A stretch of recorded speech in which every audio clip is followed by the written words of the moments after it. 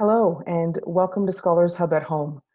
We are so pleased to welcome back members of the Youth Research and Evaluation Exchange, also called YouthREX. Based at the School of Social Work at York University, they have returned for the second part of their panel discussion on the current groundswell of protests about anti-Black racism. In the first part of their discussion last week, they asked us, will this be the one that finally energizes us all to dismantle anti-Black racism forever so we can create a better future for Black youth? Today, they will explore possible multi-sectoral actions towards creating a more equitable Ontario for Black youth and families. I'm Kerry Williams, Associate Director of Alumni Events in the Alumni Engagement Department at York University.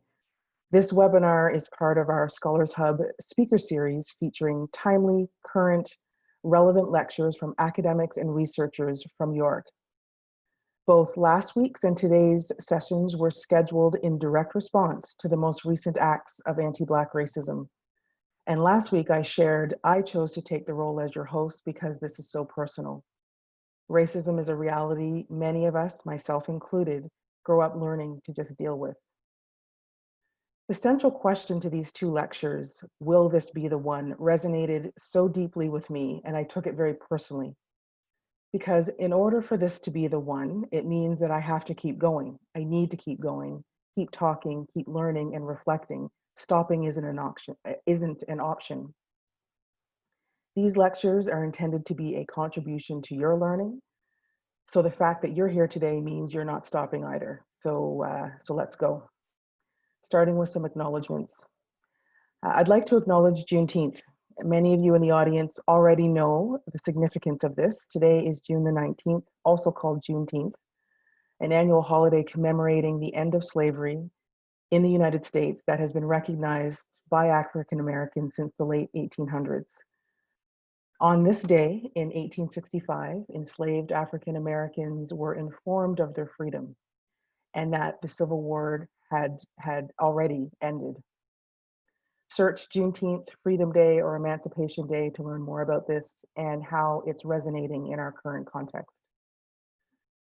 And although we aren't all in the same location, we recognize that many Indigenous nations have long-standing relationships with the territories upon which York University campuses are located that precede the establishment of York University. York University acknowledges its presence on the traditional territory of many Indigenous nations. The area known as Takronto has been taken care of by the Anishinaabeg Nation, the Haudenosaunee Confederacy, and the Huron-Wendat. It is now home to many First Nation, Inuit, and Métis communities. We acknowledge the current treaty holders, the Mississaugas of the Credit First Nation. This territory is subject to the Dish with One Spoon Wampum Belt Covenant, an agreement to peaceably care and share for the Great Lakes region.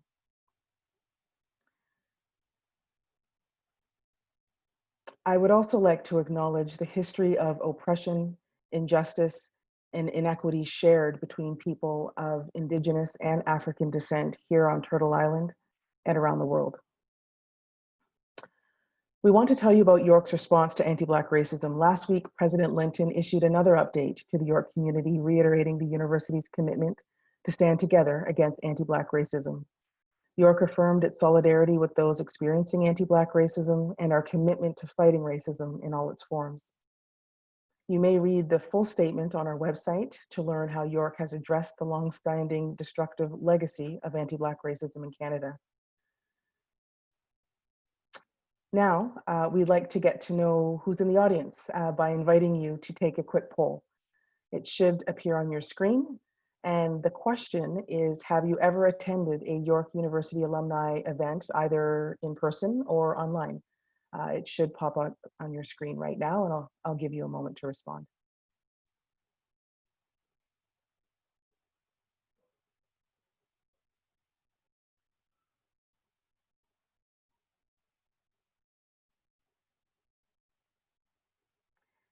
It's helpful to know who's in our audience. Okay, so over 70% of you have been with us before, so welcome back. and just shy of 30% of you are new. So it's wonderful to have new people here. Welcome, and welcome back to those who've been with us before. If you are new to these events, and if you happen to be new to online events and you need help with the experience, please feel free to click on the Q&A button at the bottom of your screen. There is a team ready to help you. You can use that same button at any time throughout this webinar to submit questions to our speakers, as we will have quite a lengthy Q&A session at the end after their lecture. And for those of you watching live on Facebook, feel free to submit any questions or comments through the comment section, and the team will make sure to get them my way. Today's talk is titled Reflection, Engagement, and Action Against Anti-Black Racism in Ontario, Part 2. I am pleased to welcome Dr. Uzo Onucha, Provincial Academic Director of YouthREX, York Research Chair in the Youth and Contexts of Inequity and Associate Professor at the School of Social Work. Welcome. Welcome back. Thank you. With her again today is Cyril J. Cromwell, Learning and Development Manager at YouthREX, along with Amina Hagar, a Research Assistant at YouthREX and York University undergraduate student. And also joining us today is Ramasi Togani, Research Assistant at YouthREX and PhD candidate at York. Welcome all. Thank you so much for returning to Scholars Hub at Home. The floor is yours. Thank you so much, Kerry. Thank you for hosting and for the introductions. On behalf of the four of us from the Youth Research and Evaluation Exchange, YouthREX, we thank everyone for joining us for part 2 of this conversation on anti-Black racism. Very quickly, some information about YouthREX in case you did not join us for part 1 last week. We're a province-wide initiative based at the School of Social Work here at York. Our mission is to make research evidence and evaluation practices accessible and relevant to Ontario's youth sector. So our stakeholders are community-based youth programs across Ontario. We are funded by the Ministry of Children, Community and Social Services. One of our services is the Knowledge Hub. I'm mentioning this because that's a really great place if you're looking at engaging with what the issues are that Black youth and their families experience. It's an online resource that we use to share and mobilize youth development knowledge from research, practice, and lived experience. We bring all this together in one online space and in very accessible formats. So if you go to the Knowledge Hub, you'll see research summaries, fact sheets, videos, multimedia resources that make it really easy to engage with the evidence about youth development. So everything you need about youth work is available in one space. You can access this from anywhere at any time. The second thing I would like to quickly mention is a community board that YouthREX launched recently. To make it easier for youth workers and the youth sector across Ontario to find out what's happening. So for example, this webinar, if you're gone to the community board, you'll be able to see that this webinar is happening. You can register, you find out about funding calls, about jobs, everything within the youth sector. In the conversation last week, we shared the key findings, the top 10 issues for Black youth and their families from our report, Doing Right Together for Black Youth. This report is also available on the Knowledge Hub, as well as so many other reports and resources about the impact of anti-Black racism on youth and their families, as well as how to work against this. So I really encourage you to check out the Knowledge Hub. One of the things we talked about last week was the need to make sure that we fully engage and bear witness to the issues, to the pain, the cultural, the political, the psychological impact that anti-Black racism has on Black youth and their families and communities. So we encourage you to check out some of those resources. And for our conversation today, what we thought we'll do was focus our time today on trying to explore what actions can dismantle anti-Black racism. Some of the actions may chip away, but all that chipping away, hopefully, will be able to dismantle anti-Black racism. Each of the four of us, we're going to share an actionable idea, and then we'll take a few questions from last week that we didn't have time to get to, and then we'll take some questions from today. So that's how we're thinking we're going to use our time. I'm going to turn it over to Rama to get us started on these actions. Thank you, Uzo. Before I jump into the action that I'll be tackling today, I think it's important for us to start off today's conversation with a brief introduction. And I think it's really important for us to situate current conversations and future actions within past movements and advocacy movements in particular that have occurred in the city of Toronto on the topic of community and police relationships.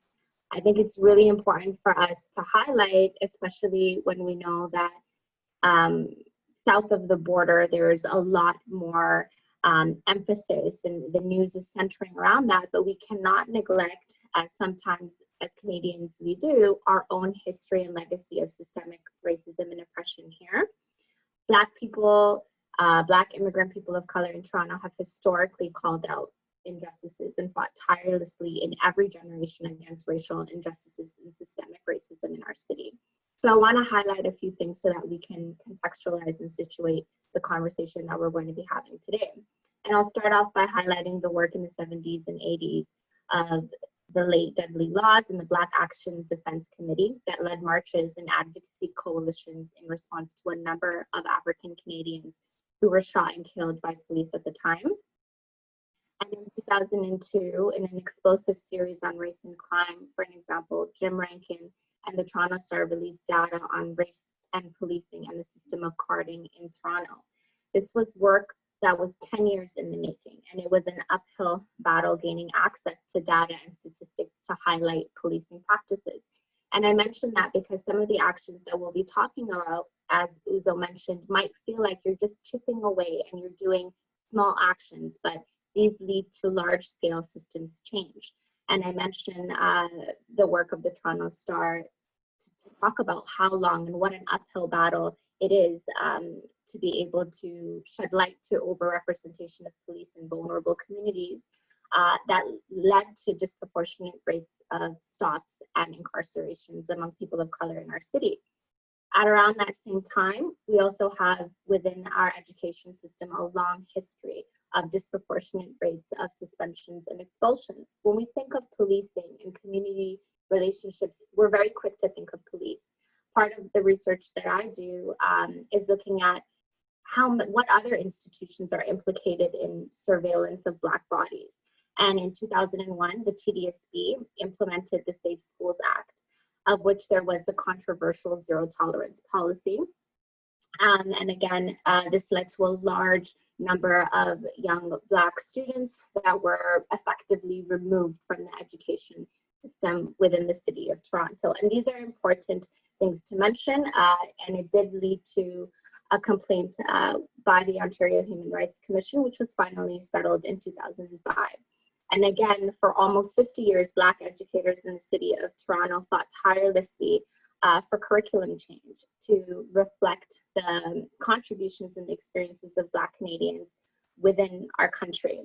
And lastly, another important contribution that I'd like to share to highlight the work that happens within our city is in 2014, a community-based research project in Jane and Finch, neighbor to York University, where residents carried out participatory action research surveying community residents, ultimately concluding a really long history of police abuses of power, over-policing and police brutality by the local police division, 31 Division. And these are all important to mention to acknowledge the long history of systemic racism in Canadian institutions, but also the advocacy and tireless work of Black Canadians. And the actions that we discussed today, as I said, what we're hoping to do is further this work. Nothing is new, and also nothing is new, but at the same time, we're seeing newer manifestations of the same type of systemic oppression. And I'll shift gears now and share the first action. And part of this conversation, especially if you're following social media and news reports and different leaders within the Black community, this conversation of police brutality and anti-Black racism is also a conversation, especially south of the border, on divestment and defunding of police. And when we're discussing defunding, we're talking about, again, large-scale systems change. And that's what I'll highlight here. Firstly, change doesn't happen overnight. There's a long path to dismantle oppressive systems, and I want to highlight that small actions do in fact lead to large-scale systems change. I want to highlight the work of sociologist C. Wright Mills and paraphrase when he says that personal troubles highlight social conflicts, and alternatively, in the actions that we participate in, it's really important that we also intervene in the daily experiences of Black people, and it's through there that we can create change and actions. And these actions should focus both locally and systematically. I mentioned earlier the long and slow work of Jim Rankin and the Toronto Star and the 10-year process of gaining freedom of information requests to investigate Toronto police. Again, it's often pulling one thread and diligently working on one issue that we're able to dismantle an entire system. Divestment and defunding is a long process, but it can begin with what might seem like separate actions, but they will eventually lead to large-scale systems change, and I can share three. First one is a call for community investment. Investing in communities and in preventative solutions to support and strengthen communities. I'm sure a lot of you have heard that it's problematic when the budget of policing far outweighs and doubles and triples what childcare centers receive, funding for youth summer jobs, after school programming, and settlement services of newcomers to Toronto. And again, this isn't something new, as Uzo mentioned, and I imagine was discussed in the first talk. There are many reports, and we have a wealth of knowledge here within the city of Toronto of what progressive solutions can be.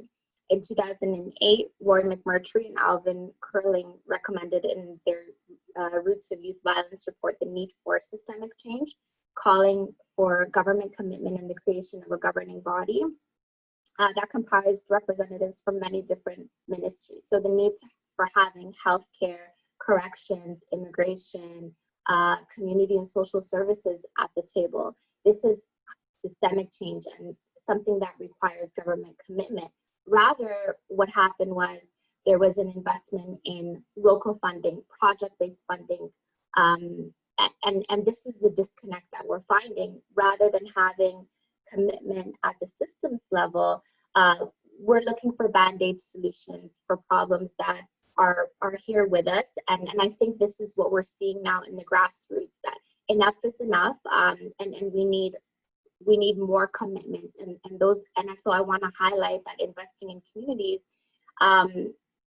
is important, but it needs to be backed up by this type of a recommendation of more commitment from our leaders. Secondly, any actions that we're a part of, we need to be mindful of who we partner with and who we're choosing as allies.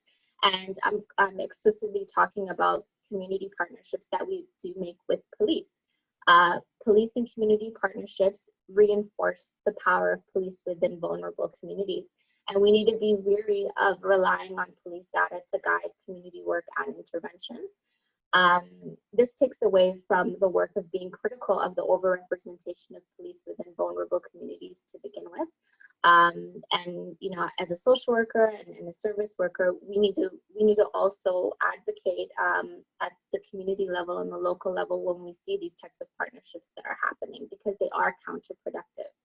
And lastly, accountability. It's important action to continue to support and contribute to existing work and campaigns that are calling on police accountability. This is a part of defunding. This is part of divestment when we're calling on transparency of police review boards when we're calling for representation of various different people to sit there, to sit within independent review boards in the police complaints process. So we need to, and other actions that we could do within this realm of accountability is supporting Know Your Rights campaigns that happen within communities that educate and create awareness of the steps involved in filing a complaint, supporting individuals in filing and completing applications, but also knowing for those of us who are in the front line that oftentimes it's also supporting appeals processes as well. And continuing to lastly make the names of victims and families heard long after they disappear from the news. So I'll stop there and I'll turn it over to Amina for the next action. Thank you, Rahma, and I think you made excellent points. And I'm going to be highlighting allyship and the importance of fighting racial discrimination and systemic oppression in your sphere of influence. Allyship is a long-term commitment to do the work, so advocacy and education's integral part of it. And when we're talking about allies, there's a huge surge of allies in the last few weeks, which is amazing.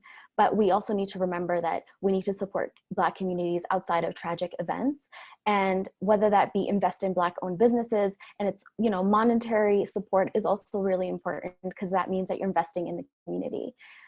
Continuously educating yourself on anti-racism and anti-Black racism. I continue to do that even though I am doing the work.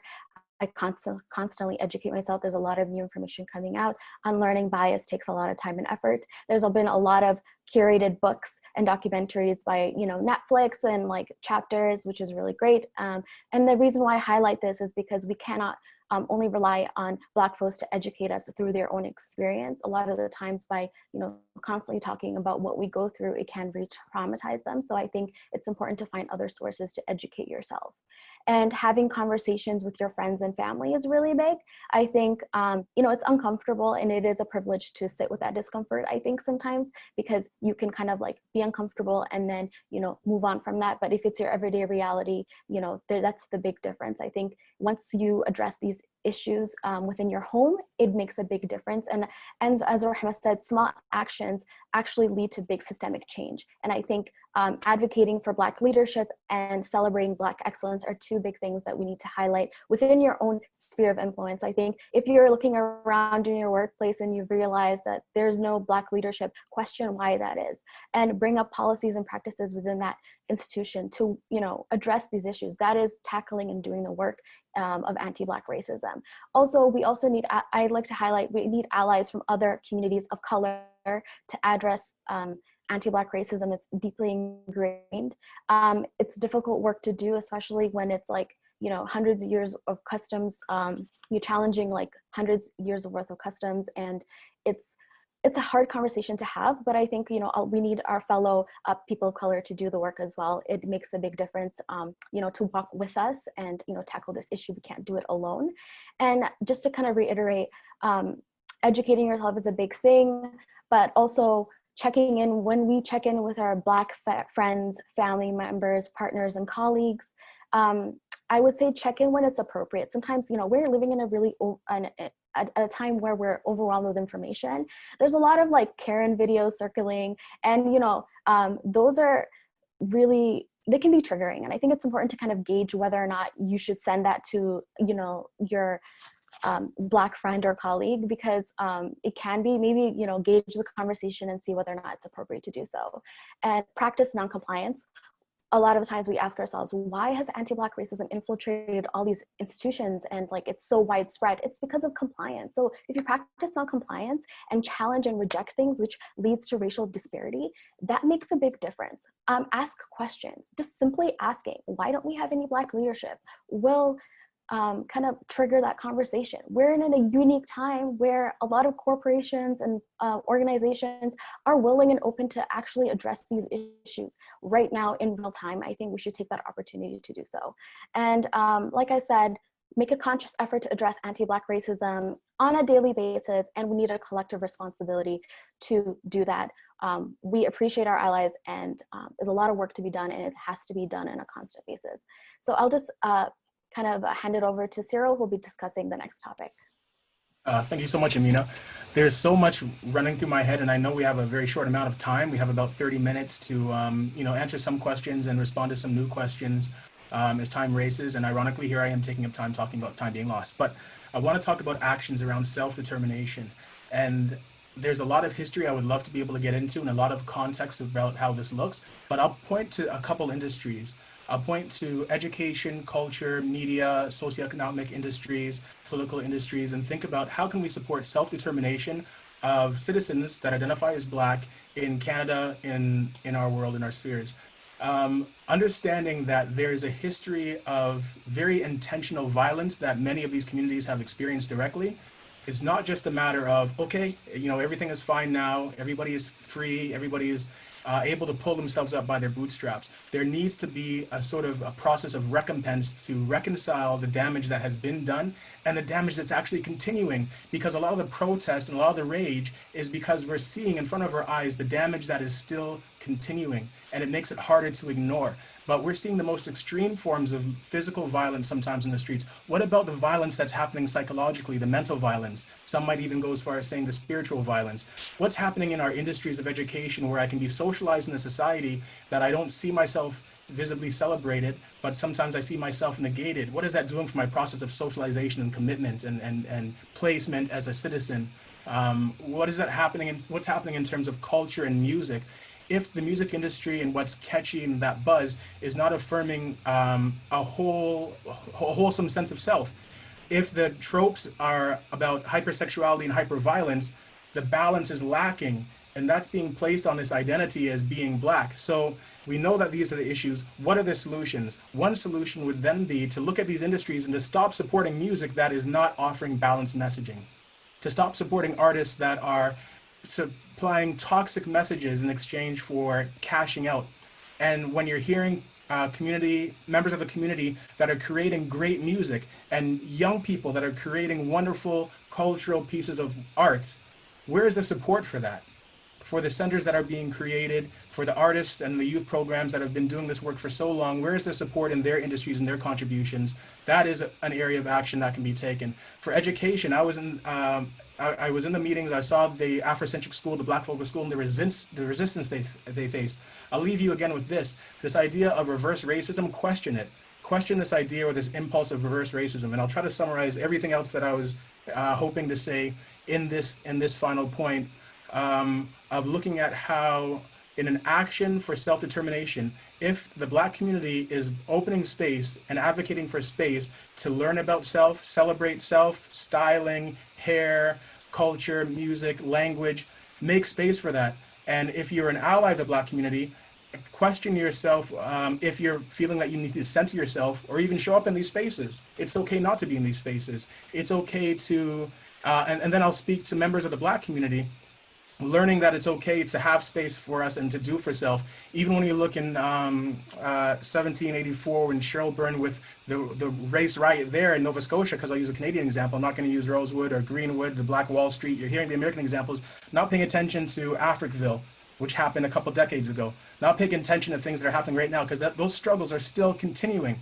When people are saying, I want to be acknowledged as a citizen, I want some recompense for the wrongs that have been done to me, I am making efforts, because the Black community has always fought for itself, has always been determining for self and been dependent. And what is stopping the realization of humanity where we still see people being murdered in the streets with no accountability? What is stopping that? It's a system. It's a culture and a political system that continues to repress and push back. So when Black people continue, because it's not new, continue to resist, continue to make space, continue to advocate for self-determination and for humanity, how are you supporting that? Because the urge of this system is to undermine it, to literally burn it down, like the Sherburne case that I was referring to. And that can be researched. So how are we supporting these movements that have already been going on, already started in all these places, in education, in culture, in art, in socioeconomic communities, and not be gatekeepers? Here's a final takeaway. People that have a great reputation in community, how are you able to lift those individuals and those community coalitions up?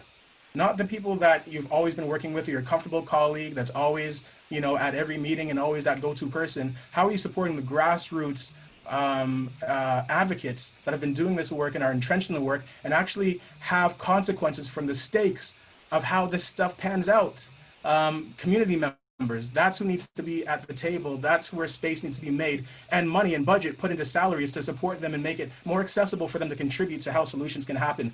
I'm going to leave it there for now because we have a lot to go through. Professor Nucha. Thank you, Cyril. Before I get to my action, I thought I'll kind of pick up on something that Amina said that really struck me, the importance of non-compliance. Because when we think about anti-Black, dismantling is an active verb. You think of doing, but sometimes it's also about not doing, about not complying with something that furthers the aim of anti-Black criticism. And it might be, and I know we've been doing interviews with youth workers, trying to understand what youth work is like. One of the things we heard from them was that youth work sometimes is unauthorized work. They do work that they haven't been, doesn't appear anywhere on their job description, but that's work that is needed. They do rule-bending work. And the non-compliance might look very differently. It might be that you're on a board that has very misguided policies that really don't further the aims of not just Black youth and families or youth in care. It might be, they're not just policies that are good for the well-being of communities, including, and usually when policies are bad for communities, Black people feel a bigger brunt of those policies. So you may choose not to comply, so just keeping in mind that dismantling might not be all active. It might be also you choosing not to do something that you know is inherently, racist. For my action, I think I was supposed to talk about this last week and I didn't get to it, but it's something I think is really, really important, that in doing this work, in taking on the action, we also need to adopt an intersectionality lens, right? I think, and I did mention last week that for people who are not familiar with intersectionality as a framework that has been developed by and advanced by Black female theorists such as Kimberly Crenshaw. And I joked how my grade 12 daughter gave me a hard time because I didn't say her name, So she and her colleagues have advanced these concepts. It's really important that our fight to dismantle anti-Black racism understands that the experiences of Blackness are multi-layered, they are nuanced. When we view Blackness or Black as a monolithic category and ignore the diversity that exists among Black communities, we end up reinforcing very damaging caricatures of Black people. Because historically, a straight masculine and Christian lens has been used to understand the Black experience in quotes. This leaves out the experiences of other members of Black communities, such as LGBTQ+ Black youth, who are often overlooked when considering Black communities. Another important part of committing to intersectionality as a framework is committing to trying to collect intersectional data. So data that has been disaggregated by race, gender, and other social identities. So it's really important to trying to bear witness to the experiences of Black people. Once you have that kind of data, you don't need them to tell you about the impacts, about the pain, about the disparities. Without that kind of data, we are constantly having to try to prove that, there are disparities in outcomes, that more Black youth are in care than, than the numbers within the general population. So trying to collect that kind of data removes that burden for us to prove our experiences of marginalization. But in line with trying to collect data that tells a complete story, we also have to be pay attention to the politics of representation, right? Because we all know how data about Black youth can often reproduce all the deficit-based views and narratives about Black youth, which then reinforces racism. So just to leave it there, something we have to keep in mind. And within all this conversation, of course, we do emphasize and understand that it's really, really important that we keep acknowledging that anti-Black racism is real, is pervasive, it cuts across all systems, is systemic. Those are the things where, the big frames that we come into this conversation with, that we agree that is pervasive, it interlocks with other structures of oppression, it cuts across all systems, not just the police, not just the school, not just the labor markets, it cuts across all systems. So once you understand the magnitude, then you realize that, okay, this is going to require everyone to be very vigilant, everyone to do their own piece if we're going to dismantle it, and if this moment is the one that does it. I'll hand over to Kerry. Hello. Hi. Yes, yes, and yes to everything that you've shared today. These actions are clear and obvious in terms of what we can do to continue moving this forward. Whether you're thinking about your personal circle or you're thinking about your influence in work, we have a role to play. There is so much Canadian history, and I would encourage people to, if you're not familiar with Africville, to Google it and to look it up. Being also somebody, I grew up in the Maritimes as well. Black history there in that part of the country is literally kept there and quiet there, and there's a lot of similarities to what we're hearing in the news, and I really appreciate what you said. Somebody said that we're seeing the oppression and the racism, and it's like a pattern. It's the same thing happening over and over and over again.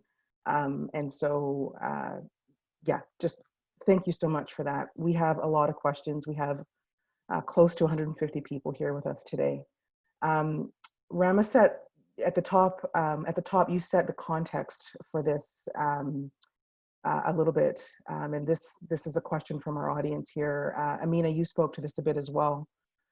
But who and how do we advocate as allies is the question. I feel like I know more about US experiences because it's injected into the news. I'm a POC, person of color, and I know I have so much I can be better at. I have friends posting pictures with their Black friends, almost like props. I'm appalled and I want to be better than that. Anybody would like to take a stab at that?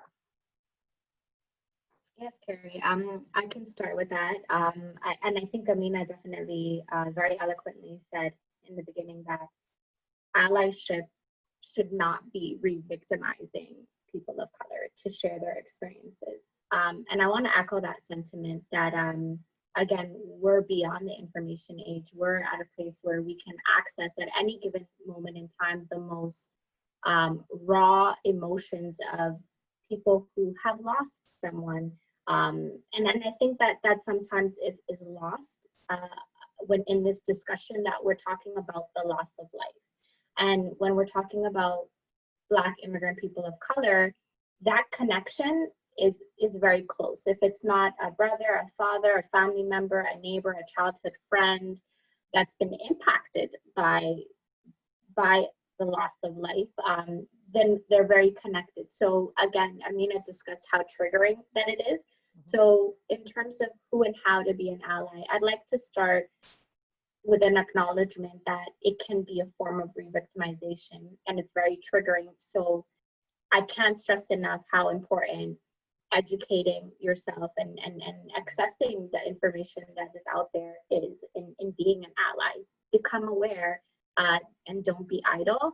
And another thing that also was shared is and I think, Amina, you talked on it in terms of within your sphere of influence. There's a term that I borrow from during Obama's administration, Women in the White House, talked about a term amplification. And what that is oftentimes when women are silenced or Black people are silenced, that is a key moment in real time that you could be an ally, which is responding to microaggressions that you're aware of and amplifying what someone said. When you witness somebody being silenced or their point or missing a promotion or any type of a policy. And I think we've framed it in a different way of also non-compliance. This happens in your day-to-day interactions. So I would say, yes, self-education, not being idle, but also that piece of amplification and being an ally in real time, in real scenarios, and not be kind of a passive witness, because I think more than anything, the call that we see in the world today is that that type of silence is a part of the problem that we see today. Thank you for that. And I think to not be passive also means, as an ally, you have to be able to recognize the instances as they're happening too. So you have to recognize and you have to say something. And what's the work you need to do to get yourself to the point where you can start to recognize these things too? That takes, that takes some work and some learning. Another question. Can there be a discrepancy between what is perceived as anti-Black racism and ignorance? I would love to address this question. In terms of anti-Black racism and ignorance, I think there's a relation, but there's also a very strong distinction. And I think there's actually that relation between ignorance and anti-Black racism is actually one that's almost symbiotic in terms of that oppressive mechanism of dehumanizing Black communities. I'll be more clear. When somebody states that they're making a statement or an action based on ignorance and not knowing it might be offensive, it can't take away from the fact that this is actually connected to repetitive behavior that's been happening over generations, perhaps learned behavior. So actually what's happening is not so much ignorance, but I guess some complacency in a certain type of training that a community is facing in terms of systematic and repetitive discrimination and disenfranchisement. So the two are distinctive in terms of anti-Black racism being cultural, being infused in systems of power, and also operating on an individual level. And because it's a systemic level, that's why things like reverse racism, I don't believe, has any grounding, because the discrimination action is coming with a force of power. If I call the police officers and say that I'm feeling very threatened by a white woman in the park, it's not likely that I'm feeling power over that person's life. In fact, I may have consequences in doing a call like that. And that's because there is a system of action and violence and perspective that's bigger than just my individual reaction of ignorance. And that's a reality that has to be addressed. In fact, ignorance can be used as a tool, as I was mentioning earlier, to support anti-Black racism, because you can plead ignorance, I didn't know. But remember, we're living in a society, in a civilization, and ignorance is no excuse. Ignorance of the law doesn't get you off the charge. And so, with that being said, ignorance or feigned ignorance about offense is not appropriate when we're working to address a systemic issue that also shows up in personal interactions or inaction, because omission or refusing to speak up or take an action can also be really problematic. And I guess really quickly, and I encourage people to send more questions in right now as we're starting to field questions. I want to speak to this idea of like reverse racism, because I can understand if I was in a position where it's like, hey, I'm not able to exercise the privilege that I'm used to. If I've been accustomed to that privilege, I might feel a ways. I might feel offended, and that would feel like oppression to me. I would fail then to recognize that other people are experiencing this ingrained in every institution that they interact with. And instead of taking a moment of empathy to say, the pushback that I have, maybe as a Caucasian male, around the idea of affirmative action, and thinking that somebody should have some more recognition than me and what I deserve, I think has to be interrupted with the fact that, well, if I feel that little bit of discrimination or pushback or this sense of reverse racism, what does that mean for people that are meeting those walls every day in every aspect of their life? Can that start a conversation where we see that we have more in common with social justice than just picking, I guess, our little piece of intersectional barriers and feeling that we should have an oppression Olympics where we don't want to hear how other people are experiencing barriers and oppression. We just want to center ourselves and focus on our own needs and not become supporters of everyone's liberation. I'll tell you, the people that are most discriminated are the people that can free us all if we're supporting the groups that have the most to lose with a fight for social justice. And when we all realize that, I think the world is going to be a better place. That sounded really mushy, but I'm gonna leave it there. No, that's, you shared so much in there that was so good, because so many times my response, or others' response to the term reverse racism is there's no such thing. What are you talking about? What you've said is actually quite a bit much more constructive. So thank you for that. Thank you for that. Another question, I'm gonna bounce in between question sources here because we have lots going on. We have a question from Christina Alcina, and she asks, how can we actively engage in work surrounding media representation in Black Canadian youth? Are there particular local or national organizations to highlight that are actively looking for support that you're aware of? But maybe just tackle the first part of the question would be great. If you know the second, that's great too. Do you want me to repeat it? How can we actively engage in work surrounding media representation and Black Canadian youth? Yeah, thank you, Christina, for that question. In trying to answer, one thing that comes to mind is, I keep on going back to the issues, the 10 issues that we learned from youth. The issue wasn't only the pervasive anti-Black racism that they experienced, but also the lack of positive media representation of Blackness. So that's why your question is really important. And, going back again to the point Cyril shared last week about the need to be pro-Black, because when you talk about anti-Black racism, but it's also about being pro-Black, about sharing those positive images, about acknowledging the successes, the contributions of Black people in so many ways, and not just doing it during Black History Month, doing it 24/7, 365 days.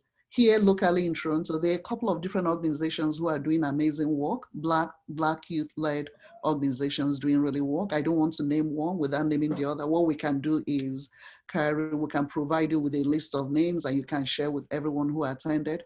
But that's something really good to think about. How can I support work that people are doing?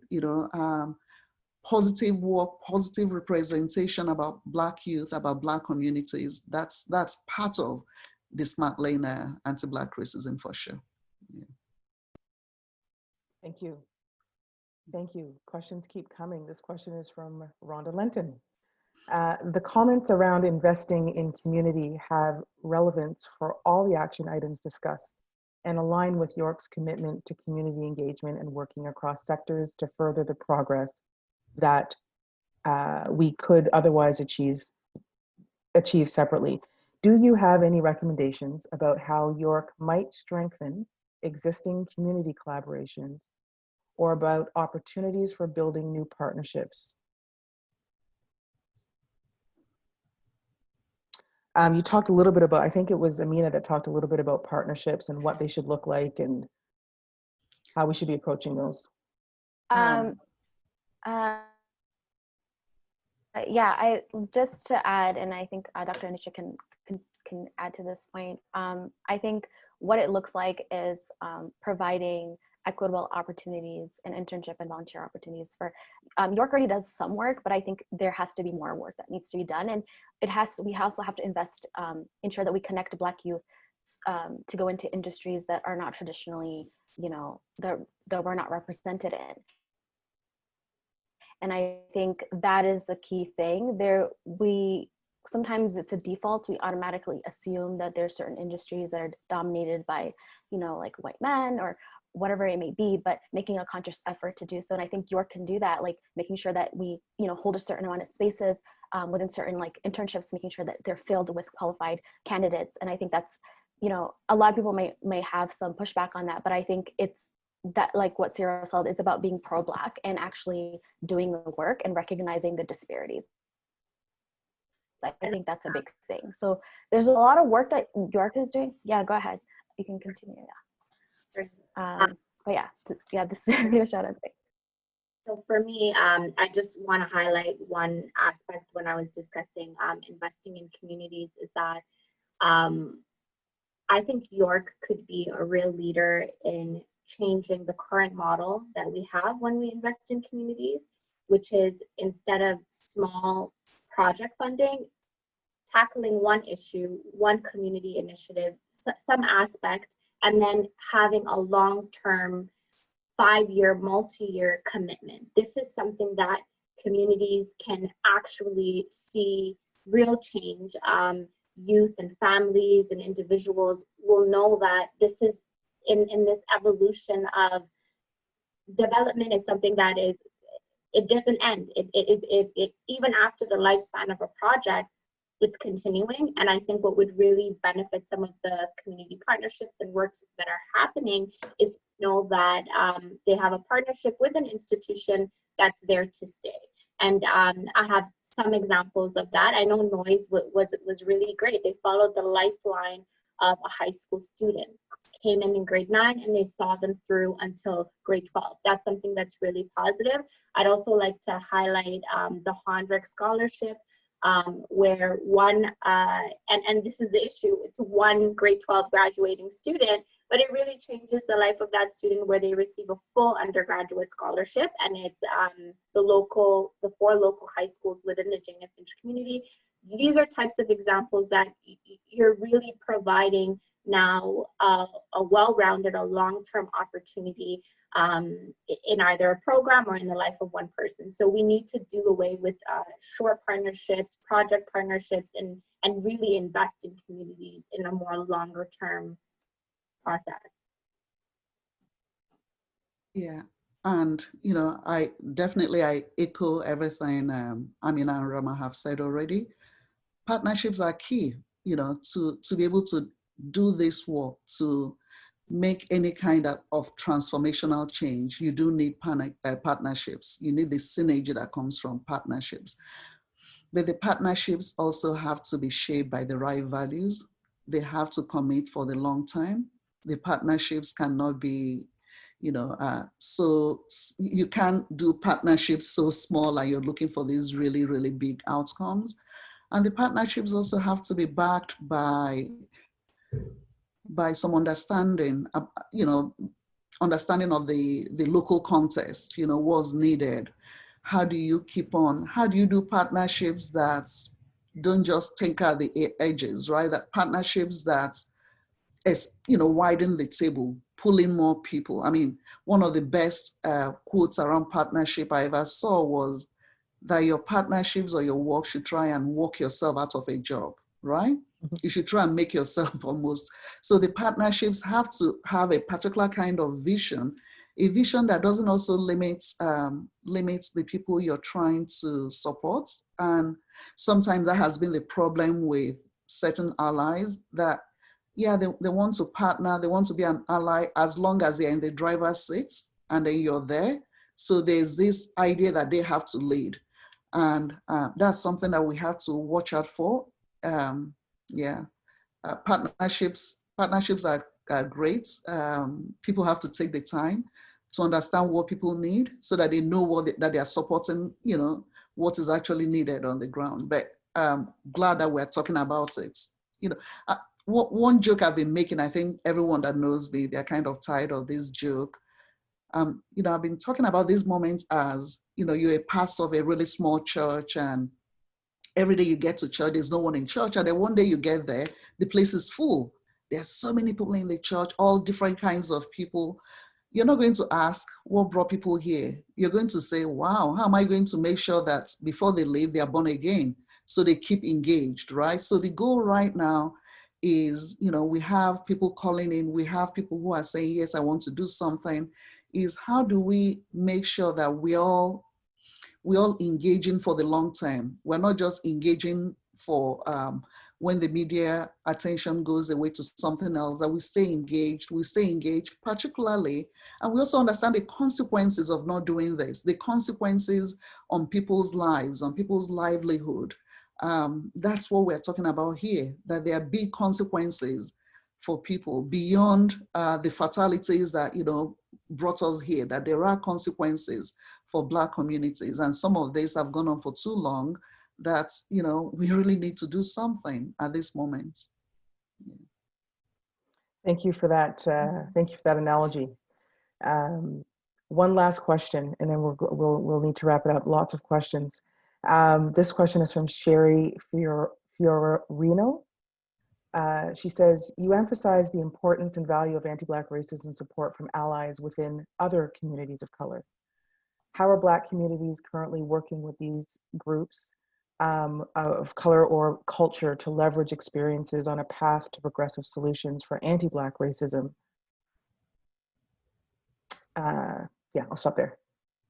So how are we working with other communities? And we talked about this is one of the spaces where we need to work. Does anyone want to? Okay. So I did highlight, yeah, I was just gonna highlight, I know that when the news of George Floyd broke out, what I noticed was a lot of communities of color coming forth. I know a lot of, I don't really remember like some of the names of organizations right now, but I know from the South Asian community, from multiple different other communities, they came forth and they showed solidarity. They recognized that there was anti-Black racism within their own sphere of communities, and they also condemned. And some of them, like you said, there's some people who've kind of highlighted, they want to move away from tokenism and shift into actually doing the work. And one of the things that they recognize is that they will be kind of actively engaging in educating their elders in actually some of these issues. So it's young people who've taken on this kind of this cause, and they're taking the responsibility to confront it within their own communities. And they're saying they're going to be talking to their grandparents and their parents, having these discussions in their living room. And some of those communities, it's very difficult to kind of confront your parents or grandparents because, because of cultural restrictions or whatever it may be, but they're taking on this challenge. And I myself have friends who are from who are South Asian, who are from multiple different minorities, and they themselves have taken the responsibility to do that. So, and I have seen some organizations say that they will be tackling this issue. Yeah, tackling this issue. So I think even my own local mosque, which said that they're going to be, that's predominantly South Asian, condemned anti-Black racism. I've never heard them talk about anti-Black racism, and they were talking about it. So I think that to me showed solidarity. I think just to have that conversation, the fact that my mother who works in healthcare was having these conversations with her coworkers and who are people of color, and they're having this dialogue. There's a lot of work that's being done, and I think there's a lot of solidarity, and I think this wave has changed people to kind of move away from, conforming and actually questioning a lot of things, because they've realized, they can't just let things go the way it's always been. I think, I'm sure there's other people who want to jump in and kind of answer the question, but that's kind of my take on it. I think considering where we are in terms of time, I think one thing we're going to commit to doing, Kerry, if you want to highlight this in your conclusion, is to take all the questions and try and answer them, and then we can share those in a blog post. This part 2 was an opportunity to see if we could get to the questions. But as you can see, all of us, when we start talking, these are very deeply personal issues to us. Although we had a structure, you speak for 2 minutes, you speak here for 1 minute, but of course when we start talking about these issues, we haven't been able to get to as many of the questions as we'll like. So we will take the questions and we will take some time and answer them, and hopefully whoever posed the question will feel that we've heard them and we've thought about what they were asking. That's okay. That's okay. It's one of those where we could keep talking for a long time, and no worries about taking the time to respond to these questions. They are deeply personal and they're very complex. But we're all here to hear it. So it's good. So with that, I will thank you each again so much for spending this time with us. Thank you for bringing your expertise, your research, your experience. So thank you. Thank you very much. Before I say goodbye to the audience, I first want to thank you all for taking the time to join us again today. Again, this is a part of your learning, and we need to keep going. We do have one last question for you, and this question helps us inform our events going forward. And the question is, would you refer to this event to a friend? I'll just give you a moment to answer that question. That helps us with our programming. Thank you so much for participating in that poll. Thank you so much for being here today. Please feel free to share today's talk with your friends. This is part of the change. It will be posted on our York Alumni YouTube channel. You can also join our LinkedIn group or follow us on Facebook by searching York University Alumni, and follow us on Instagram and Twitter using the handle @YorkAlumni. Feedback about this or any of our programming is most welcome and necessary, and can be sent to us through our social channels or by email at alumni@yorku.ca. We'll be back next week for another Scholars Hub at Home session on June the 24th. You're welcome to join us. The topic is COVID and the impact on the lives of people experiencing homelessness. What are the implications? We hope to see you there. And with that, I will leave you with one quote that I'd like to share with you from the late Dr. Maya Angelou. If you're not angry, you're either a stone or you're too sick to be angry. You should be angry. You must not be bitter. Bitterness is like a cancer. It eats upon its host. It doesn't do anything to the object of its displeasure. So use that anger. Yes.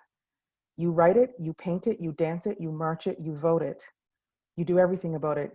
You talk it. Never stop talking it. Thank you, Dr. Angelou, for that. Thank you to each of you for being here today. Keep safe and be well.